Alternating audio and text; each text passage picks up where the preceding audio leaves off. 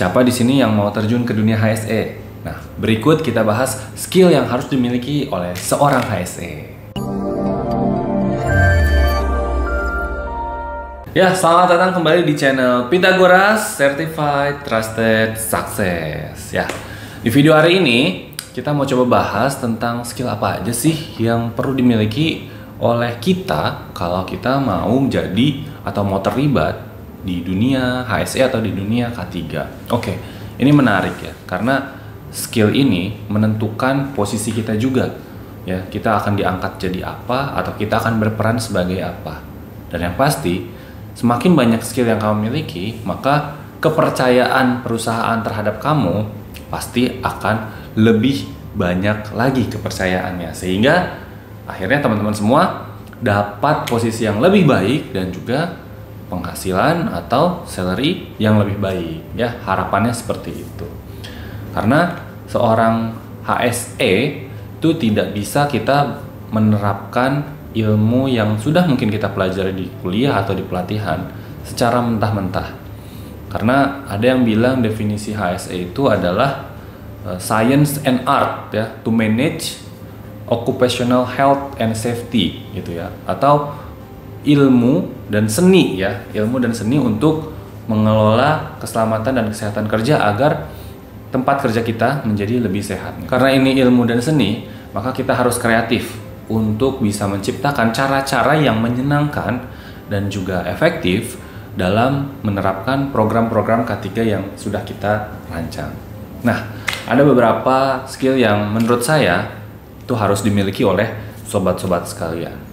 Yang pertama, yang paling basic adalah skill komunikasi. Komunikasi ini adalah kemampuan yang harus rekan-rekan sekalian miliki. Kemampuan ini merupakan kemampuan yang basic untuk sobat sekalian kuasai. Karena walaupun kita niatnya bagus, tapi cara komunikasi kita tidak enak atau tidak tepat cara menyampaikannya, maka yang ada niat yang tulus kita tadi bisa menjadi buruk di mata orang. Maka dari itu, rekan-rekan sekalian harus menguasai dan memahami cara komunikasi yang baik. Nah, komunikasi yang baik seperti apa? Tidak kita jelaskan dalam video ini ya. Yang paling penting, sobat sekalian tetap menjaga sopan santun. Ketika bertemu dengan pekerja yang mungkin usianya lebih senior daripada kita, namun jabatannya di bawah kita, tetap kita harus sopan ya. Apalagi kita berbicara ke divisi atau departemen lain, kalau pesan yang kita sampaikan tidak efektif dan malah cenderung mengatur, menyuruh, wah bubar deh ya. Program K3 kita bisa ditolak mentah-mentah, atau kalaupun mereka ikuti, mereka tidak akan ikuti secara ikhlas gitu ya. Jadi pesannya tidak akan tersampaikan. Nah, kira-kira itu terkait komunikasi. Lalu yang kedua, masih berhubungan dengan komunikasi, yaitu bahasa.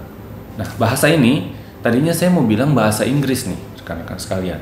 Namun sayangnya tren bahasa Inggris ini sudah tidak sebagus pada 5 tahun sebelumnya. Kalau 5 tahun ke belakang, bahasa Inggris mungkin masih menjadi yang utama nih sobat. Tapi terakhir saya ikut interview di Job Street ya, yang ditanya adalah apakah kamu bisa bahasa Mandarin? Nah lu, saya bahasa Mandarin gak bisa sama sekali ya.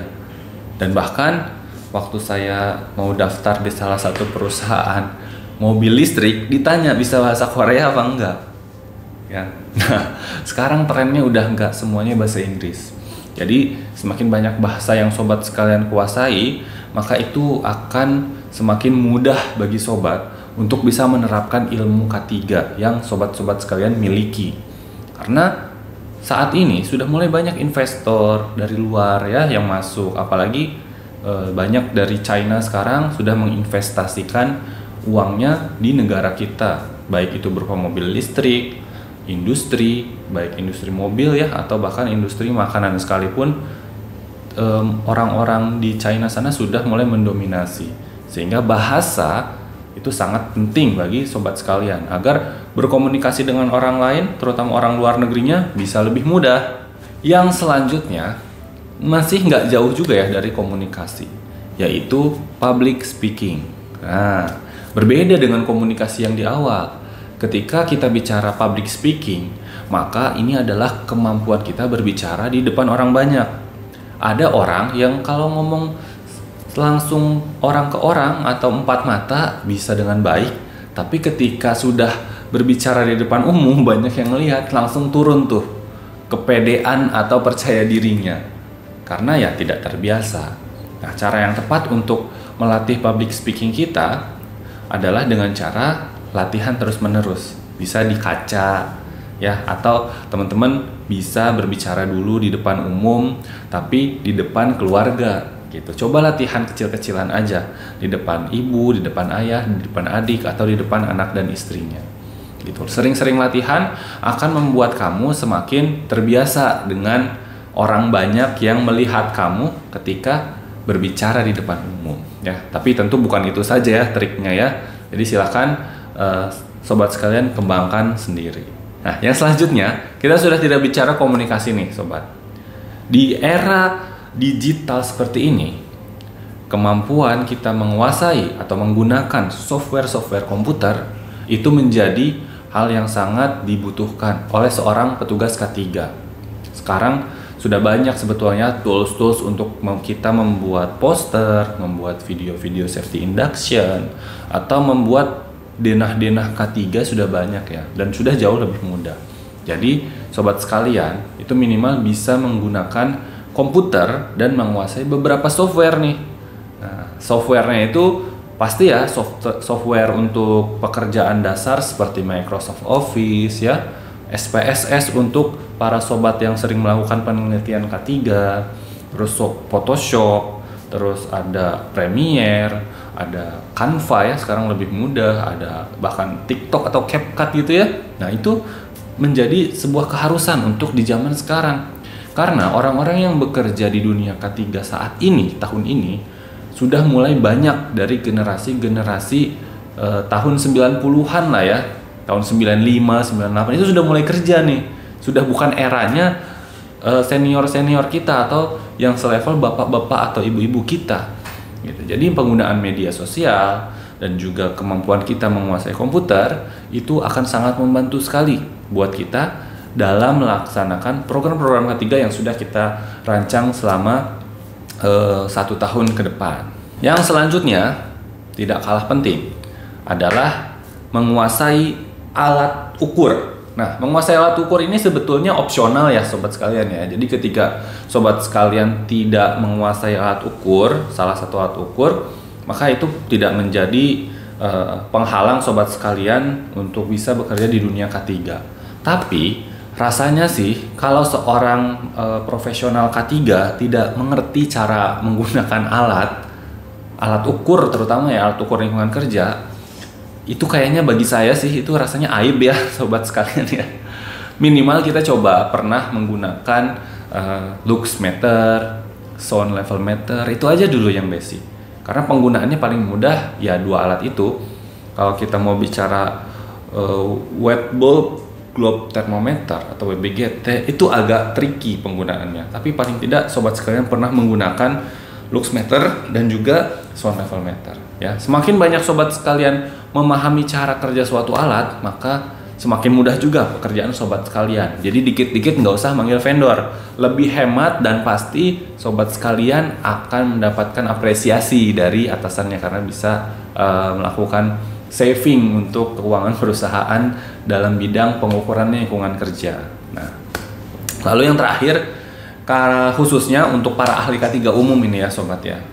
Ahli K3 umum itu adalah petugas di luar dari kementerian yang ditunjuk oleh kementerian untuk melaksanakan peraturan perundangan. Jadi, apabila teman-teman sekalian sudah ditunjuk sebagai ahli K3 umum, maka sobat sekalian harus memahami regulasi yang ada di Indonesia. Regulasinya yang berhubungan dengan K3 dan bisnisnya sobat sekalian saja. Maksudnya seperti apa? Yaitu ketika sobat sekalian bekerja di bidang makanan, maka ya sobat tidak usah berhubungan atau tidak usah memahami regulasi-regulasi yang ada di Kementerian ESDM.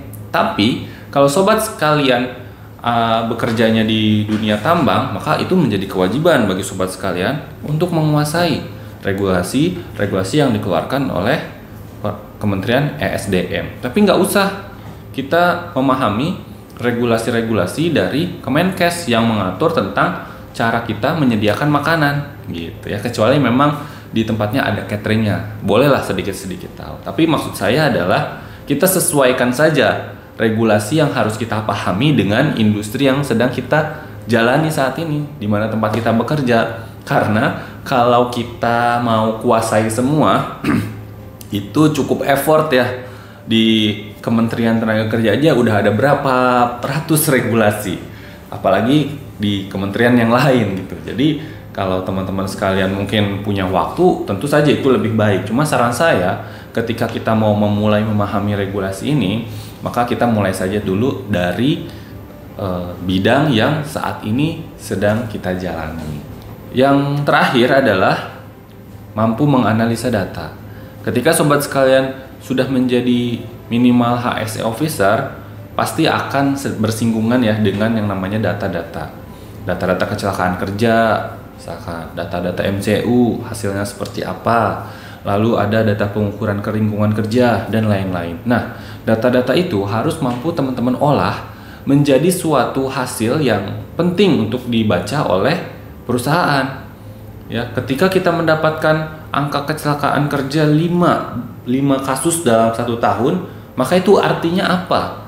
Gitu. Karena manajemen di atas untuk para direksi-direksi, dia tidak mau tahu terkait datanya itu apaan isinya, tapi yang mau dia tahu adalah hasilnya itu apa dan dampaknya apa ke perusahaan. Gitu. Jadi sobat sekalian harus bisa memahami atau mengolah data-data yang ada di perusahaan sobat semua. Baik, kesimpulannya adalah sobat sekalian, ketika bekerja di dunia K3 itu tidak cukup sobat sekalian punya sertifikasi saja. Sertifikasi penting ya, karena untuk memastikan bahwa sobat itu kompeten. Tapi ketika sobat sekalian bekerja namun tidak bisa untuk melakukan pekerjaan, itu akan menjadi bumerang buat sobat sekalian. Nah, untuk skill yang sobat sekalian perlu kuasai, yang pertama adalah cara berkomunikasi. Yang kedua, kemampuan bahasa internasional selain bahasa Indonesia. Yang ketiga adalah public speaking. Yang keempat yaitu menguasai komputer dan juga program-program lainnya. Yang kelima, menguasai peraturan perundangan sesuai dengan bidangnya. Dan yang terakhir adalah mampu menganalisa data yang sudah dimiliki oleh perusahaan. Oke? Jadi itu dia untuk video hari ini. Seperti biasa, kalau ada yang ingin didiskusikan atau mau request pembahasan tertentu, langsung saja chat di kolom komentarnya. Dan juga jangan lupa pencet tombol like, terus share dan subscribe-nya, supaya sobat sekalian bisa mendapatkan update terbaru ya terkait konten-konten di dunia K3 ini. Oke, itu saja. Terima kasih buat sobat sekalian yang sudah menonton sampai habis. Sampai jumpa di video selanjutnya. Dadah!